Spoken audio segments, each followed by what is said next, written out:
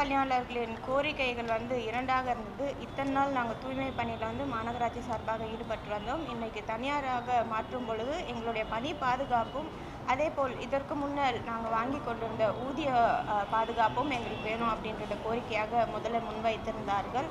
தொடர்ந்து பெருநகர சென்னை மாநகராட்சி சார்பாக அந்த அமைப்புடன் பல்வேறு கட்ட பேச்சுவார்த்தைகள் நடைபெற்றது.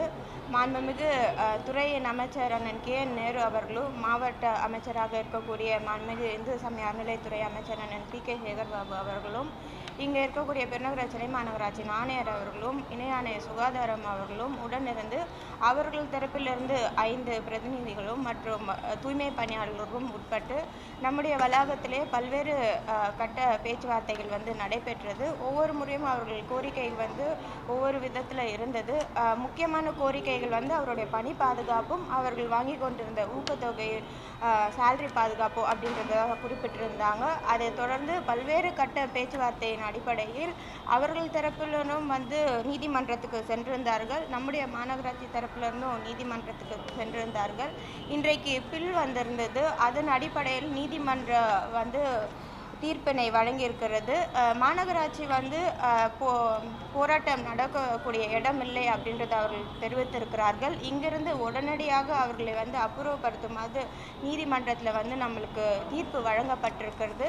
சென்னை மாநகராட்சிகளில் போராட்டம் நடத்தணும் அப்படின்றதுக்கு சில இடங்கள் இருக்குது. அதுக்கு போலீஸ் பெர்மிஷன் வாங்கிட்டு அந்த பகுதிகளில் அவங்க போராட்டத்தை மேற்கொள்ளலாம். ஆனால் ரிப்பன் வளாகம் அப்படின்றது போராட்டம் நடத்தக்கூடிய இடம் இல்லை அப்படின்ற வகையில் தீர்ப்பு இன்றைக்கு வழங்கப்பட்டிருக்கிறது. அதே அடிப்படையில் இங்கே இருக்கக்கூடிய தூய்மை பணியாளர்கள் இங்கிருந்து அவர்கள் கடந்து செல்லுமாறு கேட்டுக்கொள்கிறோம். அதன் தொடர்ச்சியாக நம்முடைய நீதிமன்றத்தில் வரக்கூடிய 31ஆம் தேதி வரை மாநகராட்சிக்கு உட்பட்டு இதற்கு முன்னாடி இருந்த தூய்மை பணியாளர்கள் வரக்கூடிய நாட்களில் தனியார் நிறுவனமுடன் இணைந்து 31ஆம் தேதி வரை கால அவகாசம் விடுத்திருக்கிறார்கள். 31ஆம் தேதிக்குள் அவர்கள் மீண்டும் பணியில் திரும்புமாறு கேட்டுக்கொள்கிறோம்.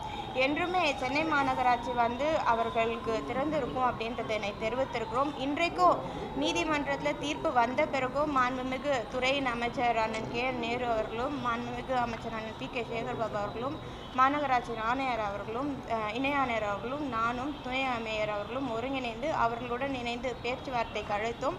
முதல் கட்டமாக அவர் பேச்சுவார்த்தையை தெரிவித்து நாங்கள் போயிட்டு கலந்து ஆலோசித்து வரோம் அப்படின்றத தெரிவித்திருந்தாங்க. தொடர்ந்து 3-4 மணி நேரமாக துறை அமைச்சரும் மாவட்ட அமைச்சர் அண்ணன் PK சேகர் பாபு அவர்களோடும் இங்கே இருந்து வெயிட் பண்ணியிருந்தாங்க. இது வரைக்கும் அவங்களோட கருத்துக்களை தெரிவிக்கல. இன்றைக்கு நீதிமன்றத்தில் வழங்கக்கூடிய தீர்ப்பின் அடிப்படையில் அவர்கள் பணியாளர்கள் மாநகராட்சியோடு